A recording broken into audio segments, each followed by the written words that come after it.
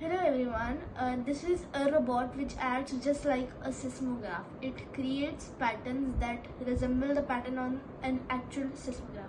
So let's see how it works. So I have used a touch sensor which acts like when the waves start occurring, and as soon as it happens,